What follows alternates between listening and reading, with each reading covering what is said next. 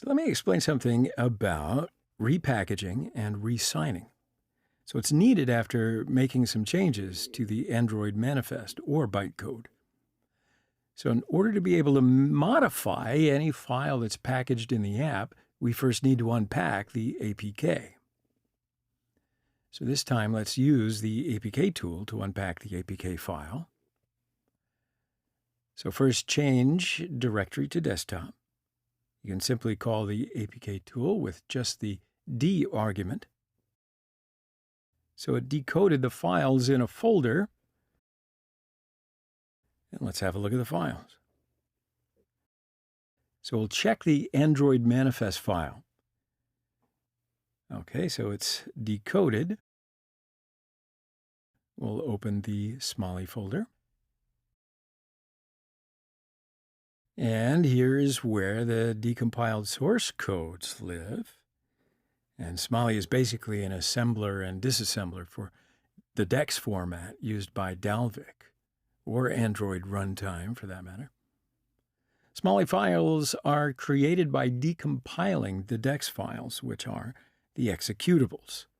And as you remember, we decompile these files in the bytecode viewer, and then we analyze the source code. But I know that was all the way back in the previous lecture. So let's go back to the Insecure Bank folder.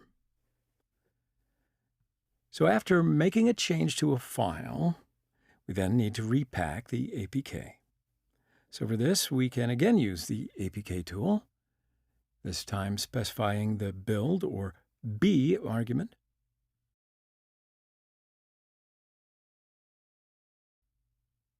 Okay, so now we'll run a zip align tool.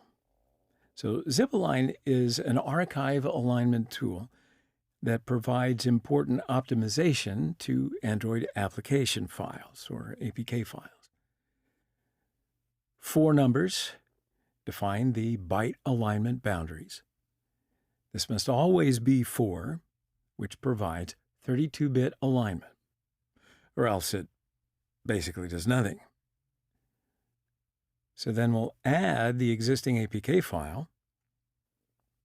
We can give a full path and a name for the new APK file. Okay, so now the APK is built. Now the last step is to sign the APK. But before re-signing, you must first get a code signing certificate. Now, the standard Java distribution includes KeyTool for managing key stores and certificates, but you can create your own signing certificate and key, then add it to a new key store that you created. So run keytool-v-genkey-key store, and here I'll give a name for a new key store, add alias, define RSA as a key algorithm, define the key size, and finally add a validity option. And it's just an expiration date, so you can give a really big number if you want. So now create a password for the key store, and now we can skip these questions. All right, so it's created a key store in the current directory. So now we're ready to sign the APK with this key. You can use APK Signer or Jar Signer tools to sign the APK, your choice. Add -verbose parameter, the key store you created, and the location of the new APK file and sign key. Enter the password of the key store. And just like that, the APK is signed and ready to use.